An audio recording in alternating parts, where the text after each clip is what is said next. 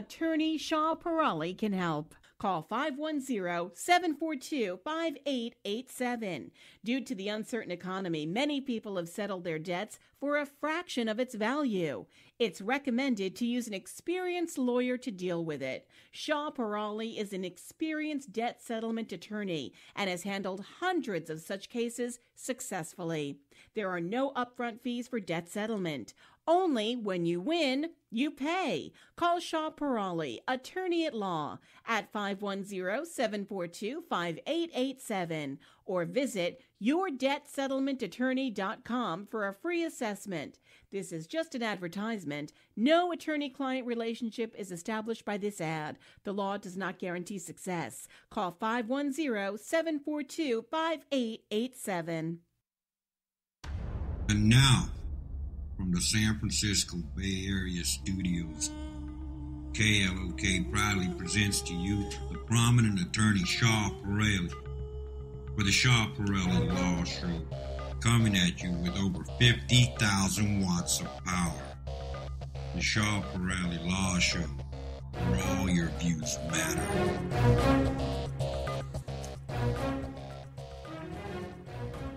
Hello everybody. Assalamu alaikum, Sistikar, namaskar to all the listeners. This is attorney Shaw Parali for a Shaw Parali Law Show.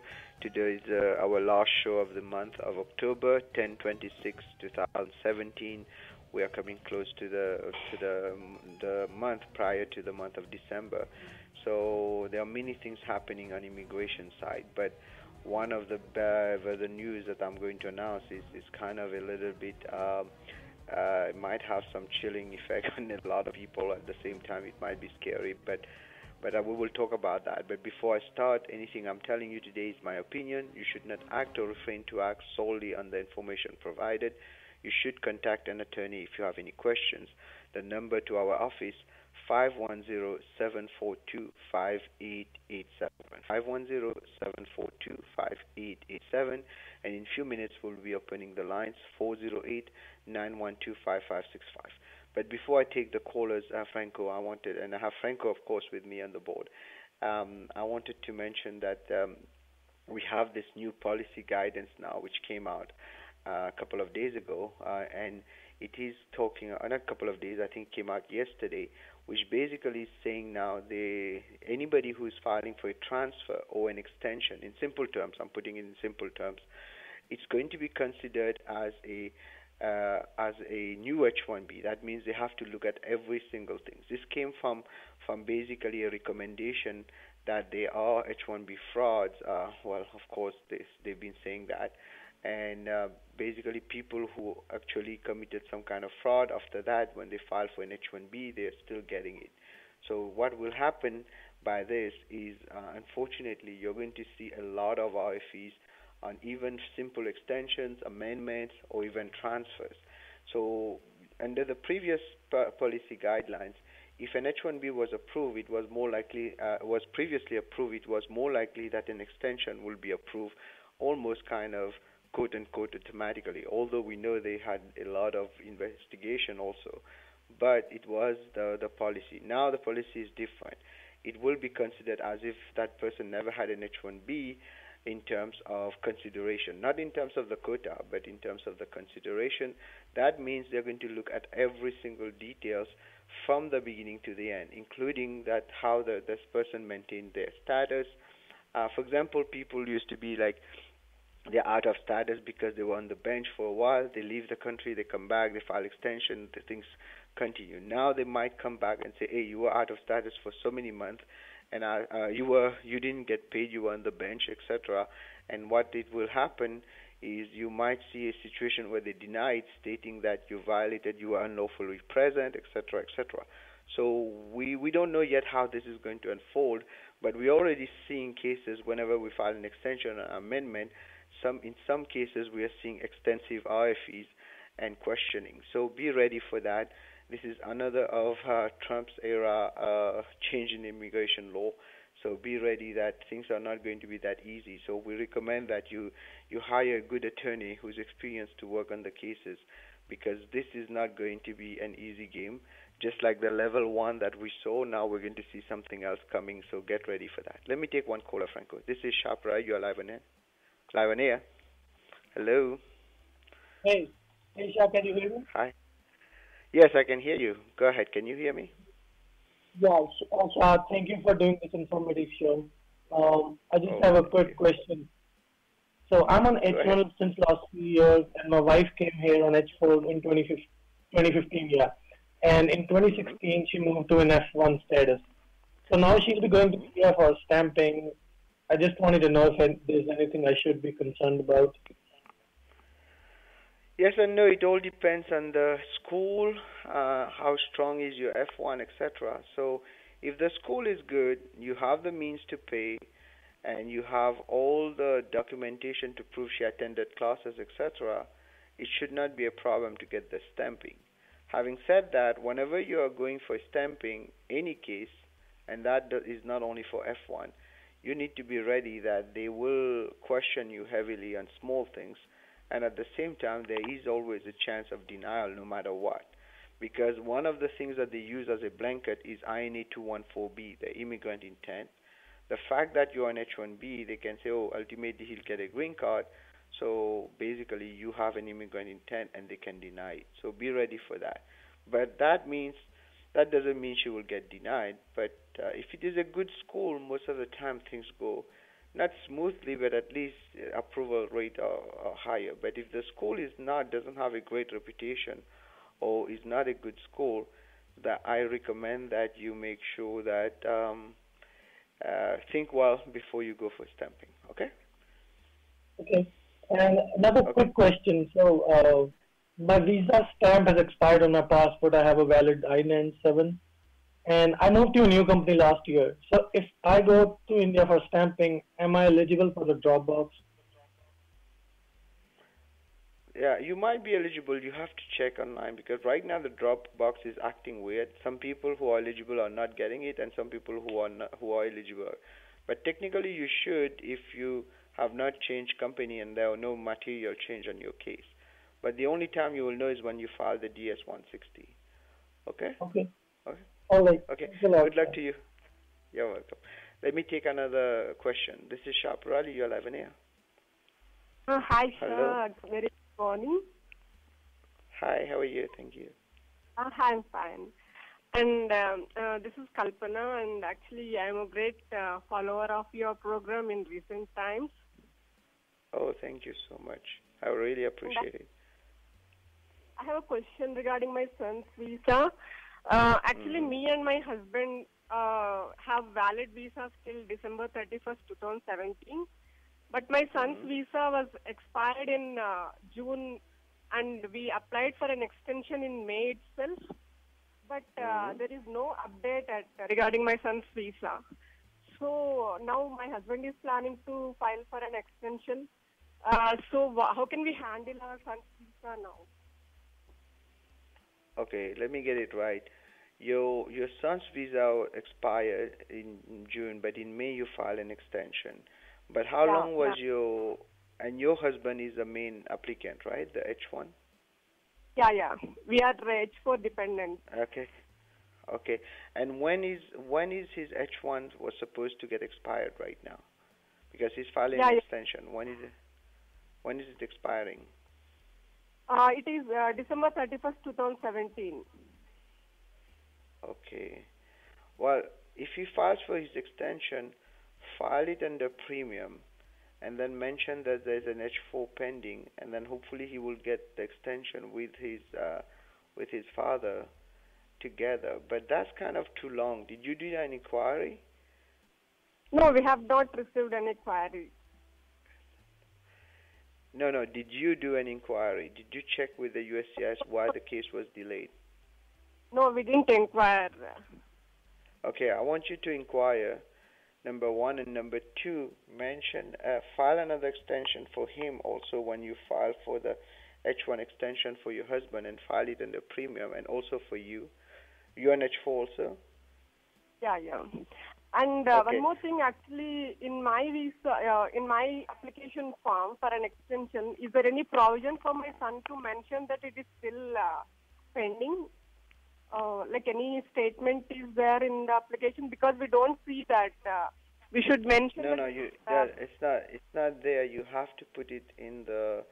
Usually, the dependent is attached to the other dependent. So when you file your H4, your son is a minor. You should be able. You don't have to file separately for him. You can attach it to yours.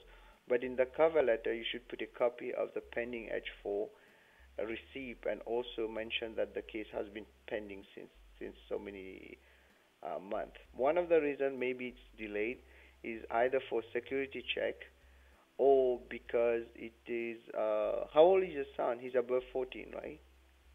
Above 14. Yeah, that's why. Okay, so security check usually happens after us from 14. And also maybe because of your husband has only an extension till December. So what you need to do when you file this time for the H4, make sure you mention for your son, put a copy of the receipt, and also mention it in the cover letter. And if you need help, just give us a call and we'll help you. Okay? Okay. Okay. So do we need to put a separate letter for that? Yes, a cover letter. Okay. Yes, and the cover letter itself. Okay. Good luck. You can call us at 510-742-5887. I know the lines are blazing, so I'm going to take your questions quickly to all of you so that we can get everybody in. This is Shaprai. You're live on air. 742-5887. Hello. Hello. Hi. Hi, how are you? I had a question. I'm good. How are you? Mm-hmm. I had a question on the Sharparelli show. Yes, go ahead. You're in there. Hi. You're right now. You're on air. Go ahead. Okay, thank you so much. So I have a question. I am currently working on contract with a company, and the company has filed for my extension. So my current H1 visa expired on September 1st, but my extension was filed back in August, right? So now what has happened is a company B has offered me a full-time position, and they are willing to do the H1 transfer. But right now I don't have any H1 because it's expired as of September 1st, right? So I just wanted to understand the dynamics of how I can handle the situation or what to expect. Beautiful question, because that's a tricky one, because technically you cannot do the transfer when you don't have a solid status. What you have right now is a period of stay authorized. That means basically you're kind of in a liquid situation. So, but there is a way to do that. You can file for a transfer and request them to do a bridge. Okay. Otherwise, you can still file as a non-employment, a new employment, cap exempt, but then the case will go under consular processing. Because when you file a transfer, an extension is included in that. However, you can only extend something you have, and you don't have it right now. It's still pending. So there are two things that can happen. You can request for a transfer, and in the transfer, what will happen if you mention that there's a bridge, and then it's at their discretion to accept it. But what happens, two things might happen. They might approve it based on the bridge. That means you get the transfer with the I-94 and the 797. Or what they will do, they will approve it partially. They will only give you the transfer of job, but not the I-94. Then you will have to leave the country and come back. So the best solution now is to have the extension premium, get an answer, then you file the transfer. That would be the safest route. Okay? Okay. So just to summarize, apply for premium processing. Right now, actually, I've got an RFP on my H1 extension. So reply to that, apply for premium processing, and get the H1, and after that, do the transfer. Yeah, that's the safest route. Otherwise, you can always do it as what we call a bridge, but the bridge is a 50-50 because at their discretion to approve it. Or you can take the chance, if it is partially approved, you will have to leave and come back to get the I-94. But that's the risky part, especially if you don't have a stamp on your passport. So I recommend that you get the first one approved, then you move to the second one. Okay? Okay. Okay, got it. Thank you so much. I think you're doing a very good service to the community. Thanks, Sasha. Oh, thank you so much, okay. Thank you. Pray for all of us. We need the support of everybody to make this happen for everybody. Good luck to you. Let me take another caller. This is Shaparali. You're live on air. Hello. Hello. Okay, I think I lost the caller. So, ladies and gentlemen, this is Shapra. You're live on air. Hello? Hello? Okay, I'm losing the caller. I apologize for that. This is Shapra. You're live on air. Hello? So, Franco, I think we're having some issues. I can't hear the callers. So, please feel free to call 408-912-5565. And as I was mentioning earlier, we're having this big issue coming up now with the reconsideration basically of all the H-1B cases plus all the site visits. Okay, I think we got the caller back. This is Shapra. You are live on air. Hello. Yeah, hello. Hello, hi, how are you? You're live on air. Thank you so much. You're welcome. And let me just mute this. Okay, so here's the deal. I am from St. Martin, and after the Hurricane Irma, I've lost my house and everything. I would love to relocate to the U.S. So the best thing for me to do. Wow, that's a good one. You're from St. Martin, right? I'm sorry to hear what happened there. You're from an island, tropical island, right? St. Martin? Yes. Right. Yes, that's right. Okay. I was born on a tropical island too, so I love tropical islands. Okay, so I don't know if they have put any kind of protection like a TPS for St. Martin, but you can request on humanitarian ground. Are you on a visitor visa right now? Because St. Martin is a Dutch island or whatever, so I have a Dutch passport. Oh, so you have Dutch passport, so you are on a waiver. Visa waiver then, ESTA. So that's another thing. No, actually, I'm here on B1, B2 visa. Oh, okay, that's what I was saying. Okay, so what you should do, when is the I-94 expiring? February. Okay, so what you can do, you can request on humanitarian ground to stay here, because I have not seen anything from the government. Like under Obama, it used to be whenever we have the situation, he will quickly issue a TPS for those countries which are affected. But here under Trump, things are very different. So I don't know if he has issued anything on that. So at this point, I think the only thing you can look at is watch over the USCIS website if they put a TPS for St. Martin, just temporary protective status because of the situation on the island. Or if they don't, what you can do, you can request what we call an extension of your visa based on humanitarian ground. Okay, you can file it. It's just like a B1, B2 extension, except you request it based on the fact that there was this big hurricane there that pretty much destroyed St. Martin. Let me ask you a question. Is your house still there, or your house is gone too? Gone. Totally gone. Sorry to hear that. Okay, so what you should do, if you have any kind of pictures, something, put it in the application and claim an extension. The form is I-539, and put a statement in there that what is happening in St. Martin, and some pictures and some proof that you are affected. There's a big chance they will give you maybe another year to stay. There's a big chance. I'm not saying it's going to happen because now things are very different, but this has worked before on some. The other thought which I probably had is that because during this hurricane, the local people over there, they were like looting, there were the criminals out, and I was kind of in a risky situation because of all the locals and the criminals out there. They're looting the shops and everything. Are you originally from St. Martin, or you live there as an immigrant? Were you born there? Born in India, but been in St. Martin for 25, 30 years. Okay, are they? Because I knew they have attacked. Because I had a friend of mine who's there that called me and he said he had similar situation, but he's a Caucasian. I don't know if are they attacking Indians too? Oh, totally. They attacked Indians there. So that's where I was thinking maybe we should apply for asylum and show that there's like a fear. Why don't you do this? Give me a call. Give me a call at the office. Let me assess it. But the problem is asylum might not work because you can always go to Holland, right? Holland is you are eligible to go to Holland, so they might say you can always go to the mainland and live there. So this is kind of a firm resettlement situation, but it might be possible.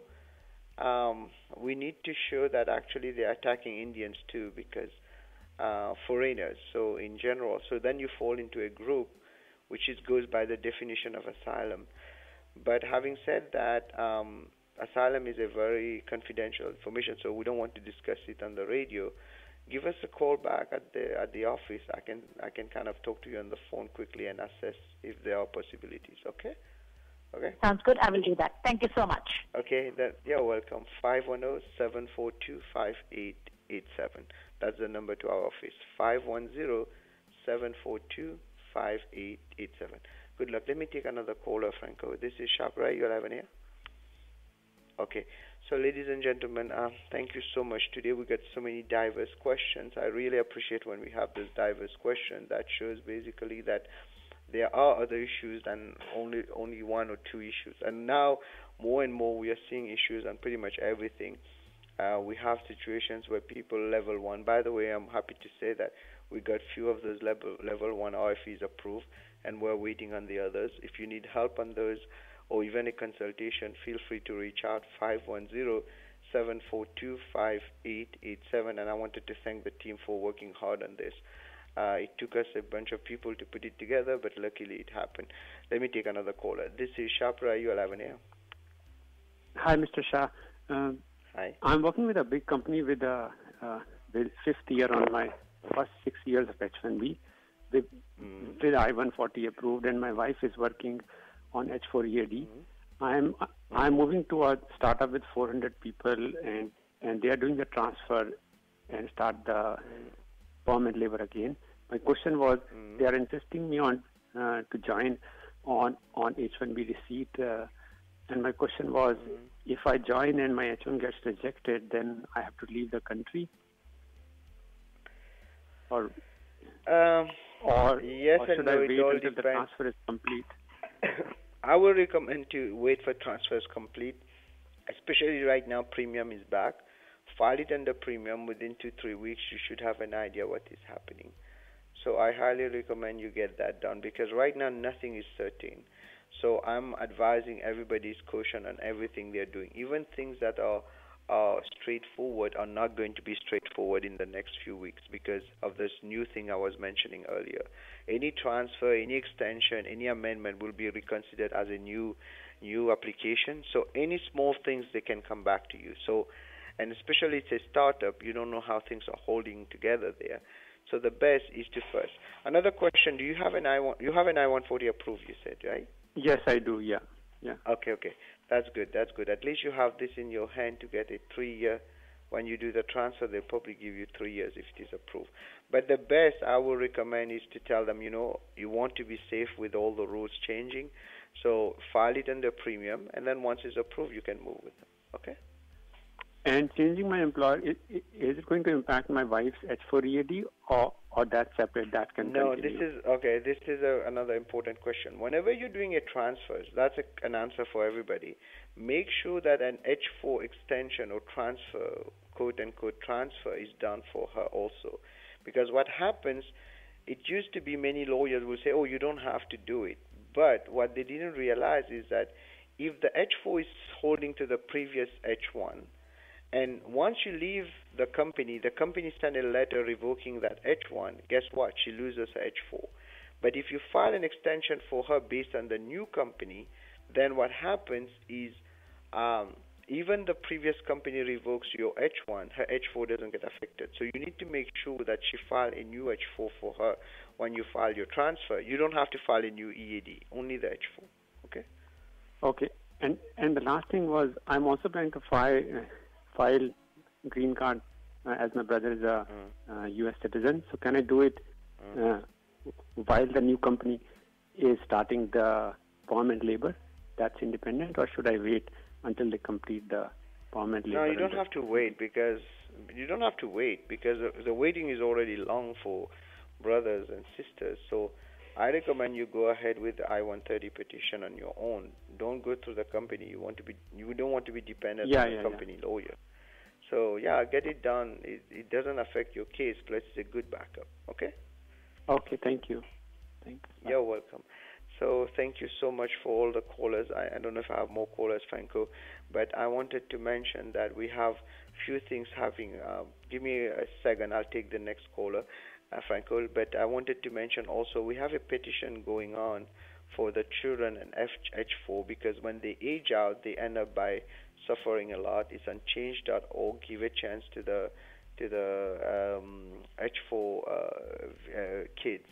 And I was interviewed by a couple of newspapers on this, and I think right now there is a push to at least give a chance. And I think there was even an answer from one of my clients from the government. A long answer doesn't mean a lot, but at least they are receptive to it. It seems the newspaper picked it up. So we are hoping that there will be some changes that might at least give a chance. Because as you know, once an H4 child turns 21, they're pretty much no longer dependent. They have to move to F1 or ultimately get their own H1, etc., etc. And that really breaks the family. So we are hoping that the government will hear us on this and will ultimately give a chance to those kids. So we have this petition on change.org. Change.org. Give a chance to the H4 visa children. H4 visa kids or something. I'll give you the exact wording that we have. So please sign it and pass it to your friends and share it. And it's actually H4 Dreamers. We call it the H4 Dreamers. Give a chance to the children on H4. H4 Dreamers, give a chance to the children on H4. It's on change.org. I would like you to sign it and pass it to your friends because we need to. Because this is affecting a lot of people psychologically and emotionally, and it's really creating a real havoc in the family. So please help and share it with your friends. On change.org, H4 Dreamers, give a chance to the H4 visa holders kids. Let me take another caller. This is Chaparral. You're live in air. Hello. Hello. Hi, Sean. This is Andrew. Hi, how are you? I'm good, sir. Yes. I'm doing okay. I cannot hear you. I think you're driving, but can you speak a little bit louder, please? Yeah, sure. Can you hear me okay? Go ahead. I can hear you. Not okay, but I can hear you. Go ahead. Yeah. I recently finished her master's, and her company filed her H1. And due to this, the salary does not match the job description, her H1 got denied. What are the options? What you mean the salary didn't match the job description? You mean the level 1 issue? Yeah, exactly. Okay. So what you're talking about is there are two things that they're using. Well, not two, they might be using more, but so far I've been focusing on those two. Number one is it's not a specialty occupation because it is a level 1. That means it doesn't require someone with a bachelor's degree. And number two, they are saying that this job description is too complicated for a level 1. And each one has their own answer, unfortunately. Fighting this is becoming really a headache, so it's a case by case. The best I can recommend is you give me a call, let me look at it, at the denial, but I'm encouraging people to file for what we call a motion to reconsider. I have to take you offline and explain, Franco, because I have such a background, bad background noise. Okay, sorry for that. So Franco, let me take the call offline. So hello. Yeah. So I'll just answer you on the radio. Just put the radio on. Okay. So basically, what the caller was mentioning is something which is becoming really a headache, and getting an answer right on this is becoming really impossible. Even other lawyers. I had lawyers calling me. They want us to prepare the answers that they basically get things done because they're not familiar with it, and it is really complicated. And there's no general answer for it. What needs to be done, you need to show if it is the first issue that this is a specialty occupation, Or the second issue, we have to show that even the job description is very, very prominent and very, very significant, it's still in a level 1. And that's where really the magic comes into play. It's really difficult. So I would recommend people to call us, because this has to be analyzed on a case-by-case basis. And 510-742-5887 is the number to call. Let me take another caller. This is Shapra. You're having here. Okay, I think I lost the caller. This is Shapra. You're having here. Hey, hi, Shah. This is Pujita. Hi. So, quick question. Hi, so, I'm on yes. H1B, and I recently changed client. So, I applied for H1B amendment. So, the amendment is still in, it's still under processing, and recently received RFE. Yes. And go ahead, I'm listening. Got another job for the non-profit H1B. So if I transfer, it's still under processing, and I received a RFE, and the new job, it starts on November 27th. So how is is it okay? Can I apply for the new H1B and the non-profit, or am I going to have any problems? Well, the question is definitely a yes and possibly no. It's not even a no, because the thing is just like if an amendment is not approved, you pretty much kind of have to revert back to the original H1B. So if that's done, then you can do a transfer. But you're saying you're moving from a regular cap to a non-profit. That's what you're saying? Yeah. Right? Yeah. Well, there might be or there might not be a problem. The problem might be that they will ask you to do what we call counselor processing, even they approve the case. What they will do, they will not accept a transfer because you're not really transferring. You're applying for a new H1B. And since the amendment is pending, your H1B has become fluid. It's no longer a strong status unless you go back to the original client, which is not really possible. So at this point, when you file, they might give you an approval 797 with no I-94. Then what you will need to go outside, get a stamp, and then come back in. So it is possible. It should not be a problem. But now we have a third problem, second problem or third problem coming up, is that new memo that came out, where they're going to look at the entire thing before giving you an approval. So my recommendation is to get that amendment approved as much as you can. Then you move to another company, because that will clear your slate so that you can move forward. Okay? Oh, okay. So when the memo came, is it recently? Yesterday. Oh, yesterday. So I was talking about that in the beginning. No, the memo is, the law has been there, but that memo makes it harder because they are going to reconsider everything in the past and consider your case as a new case, which is already a new situation for you because you're moving to a non-profit. But at the end of the day, even they approve the case, since an amendment is pending, you technically don't have status right now. What you have is a period of stay. So what they might do, they might say, okay, we'll approve your new employment, but we won't approve the I-94. Then they will ask you to leave the country to get a stamp. And when you go for the stamp, they might question you heavily on this one. So it's like a spiral now. It's a vicious circle. One will move on to another one. So I recommend to have this amendment approved. If it doesn't get approved, give me a call and I'll guide you after that. Okay? Oh, if it is not approved, I missed that part. Can you? Yeah, just give me a call at the office, because this will take long kind of to explain what needs to be done, because I have to know exactly where you stand. Because now, with that issue that we are seeing on that memo, any small thing can be used to deny people. We used to tell people, if you leave the country, you come back, everything is pretty much reset.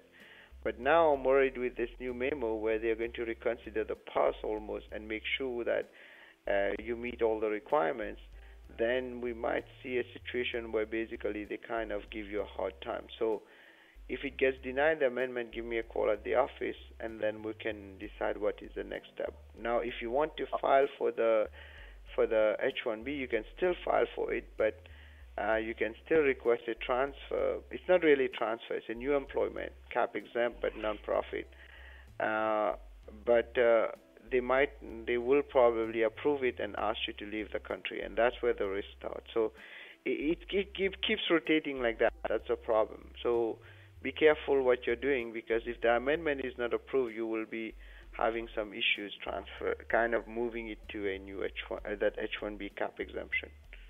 Okay. Okay. I know it's confusing, the answer. I'm sorry for that, but the entire thing is confusing because they made it confusing right now. Okay. Okay. Good luck to you. Thank you. You're welcome. You're welcome. Bye.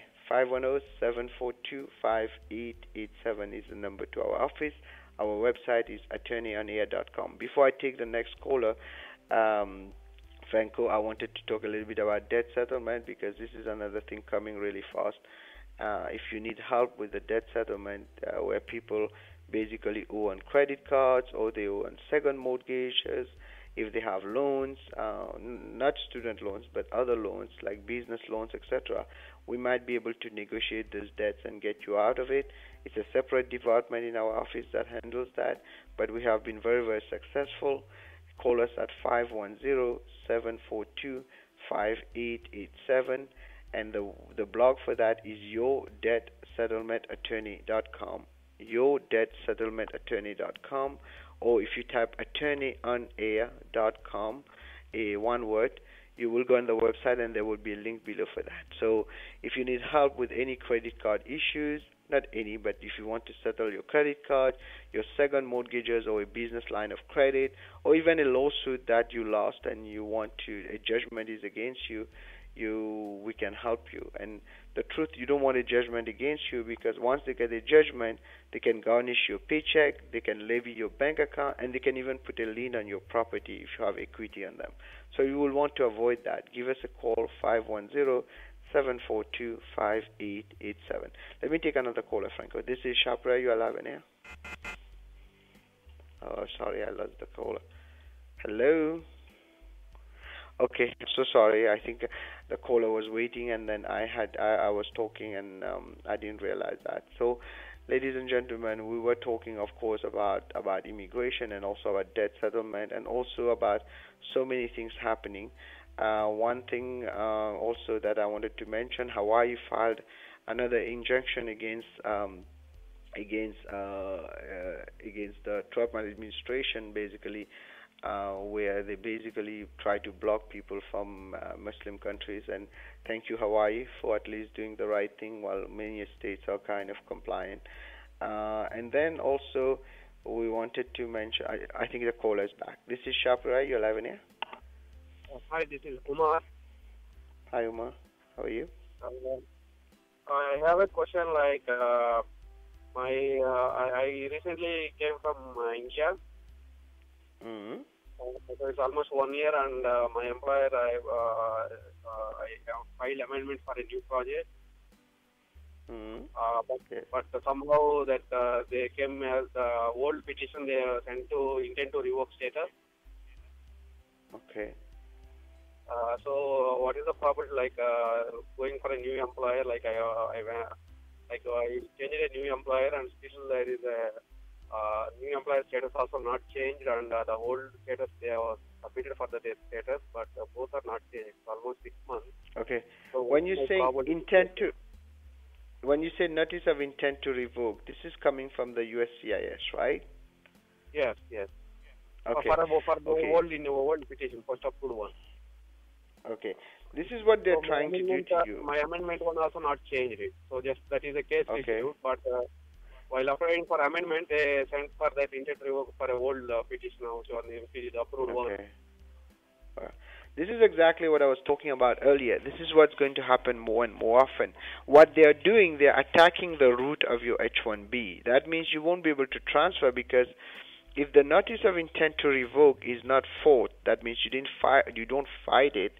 What it will do to you, it will cause a situation where they will kind of, like, H-1B is like a tree, right? You have the root, which is a quota, and then you grow with the tree. The problem is that if they they win, if the government wins on the notice of intent to revoke, they take the entire H-1B, they uproot it as if it never existed. And that means you cannot get an amendment, you cannot get a transfer, you're done. So you need to fight first that notice of intent to revoke. Transferring to another company is not going to save you because the issue is the root. So if the root, the foundation is gone, everything will be gone. So you need to definitely fight this notice of intent to revoke. If you don't win on that, you won't win the other one. And that's happening a lot, unfortunately, for people. I'm sad to say that, but they're kind of discriminatory right now. It depends on your name, your religion, and stuff like that. We are seeing things like that happening, although there's no proof really. It's based on that. More and more when I study the cases, it's like we're seeing a double standard depending on where you're coming from, which country you're coming from, etc., etc. So be ready to fight this, because if you don't fight it, you will lose your H-1B completely. You won't get the amendment, you won't get the transfer. Okay? Okay?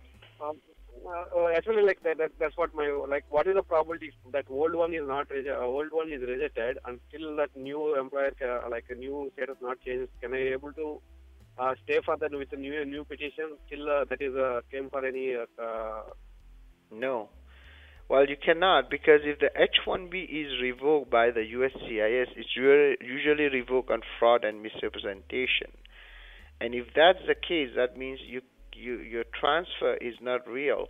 Yeah, there will be a pending situation. You might be able to claim the 240 days rule, but basically you cannot transfer something you don't have.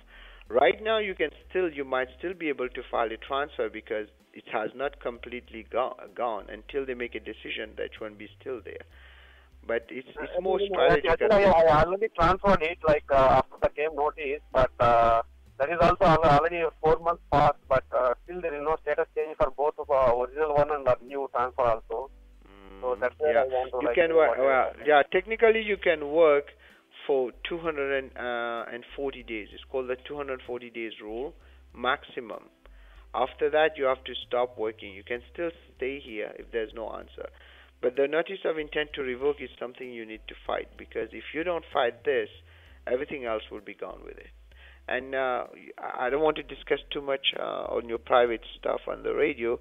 If you want, you can give me a call, 510-742-5887, and we can schedule a consultation for you. Okay? Okay. Yeah. Good luck to you. Okay, Omar? Okay. Let me take another caller, Franco. This is Sharp, right? You are having there. Okay. So Franco is telling me I don't think we have more callers, and I don't know I'll have time to take more callers right now. I won't be taking more callers, but if you want to do a consultation, 510-742-5887. Just to let you know the way it works, if it is a full consultation, usually there is a fee. And if you want to wait and call on the radio again. But unfortunately on the radio, I can only give you like 2-3 minutes of answer.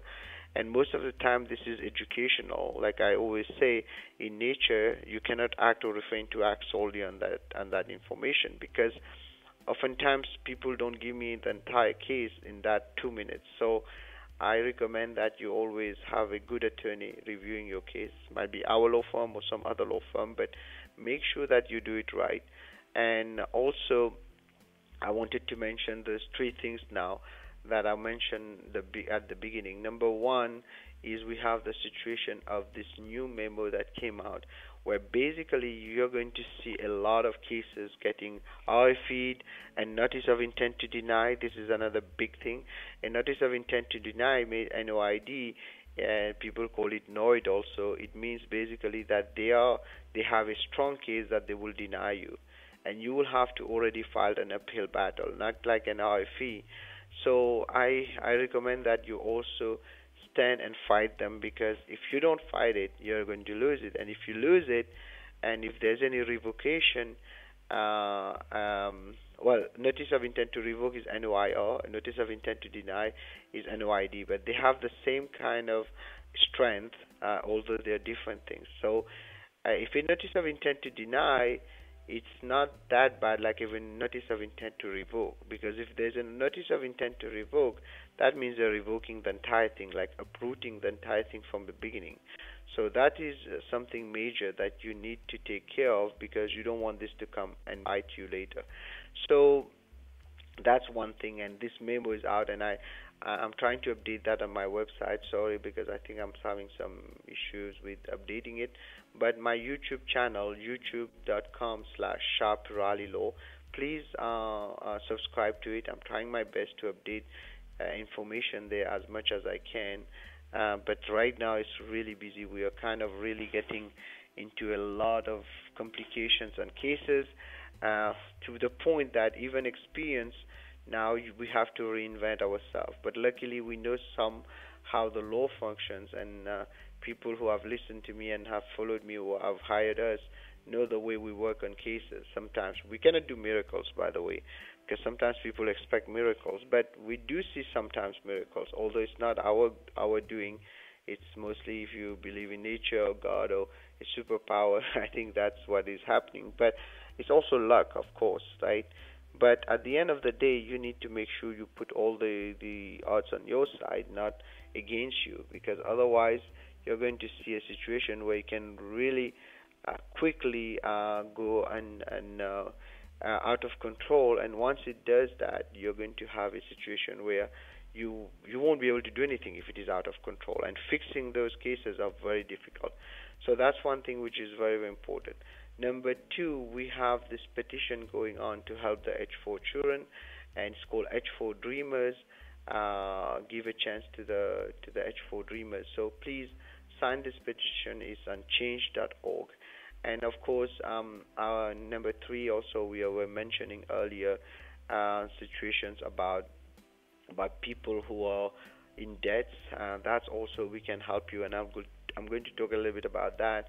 The way it works is not a debt consolidation. Back in the days, you used to see a lot of them on TV. I don't know if they still have them, because I don't watch TV that much anymore. But what they will say is that they can put you in a debt consolidation program. Those are bad. You should not get in those. And many of them got into trouble and even arrested for that. What we are doing here is nothing to do with debt consolidation. What we are doing here is debt settlement. That means we slice the debt to a fraction of its value, and then you make one payment or maybe two payments, and you're done. Usually the interest is cut off, and a lot of fees are cut off, etc.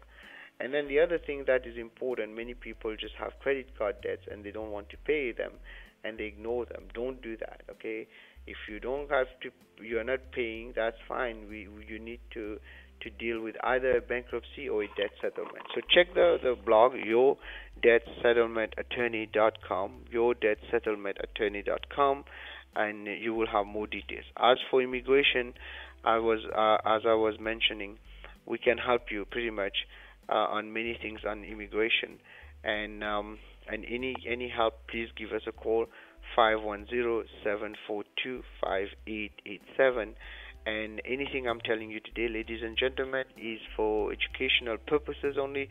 You should not act or refrain to act solely on the information provided. You should contact an attorney if you have any questions. So I think Amit is there, Franco. So thank you, Franco. Amit, are you there? Hi, sir. How are you? I'm doing okay. Amit, I think you have 6 minutes to go, so I'll let you finish. Thank you, ladies and gentlemen. We'll be back next week the same time. Thank you, Franco. Thank you for listening. Bye-bye. Thank you, Shah. Srikanth, and namaste to all the listeners. This is your Bay Area Realtor, Amit Gambhir. Just wanted to actually update on our listings today. Since I have very little time to talk about it, but next week I'll give you the update on what's happening in the market. अगर आपको कोई video state के विच जानकारी चाहिए कि call मी number 510-299-9361. फिर हमने अपनी नोटरी भी करते हैं in our office 5 as well. If you want to get any jobs for no price, you're local in Fremont, University, Newark, Hayward, you can come to our office, and our fees are very minimal. We just found the last notary, so we can definitely take care of you and you need that job. ये उधर वास्ते तुसी मैंने contact कर सकते हैं कि number है 510-299-9361.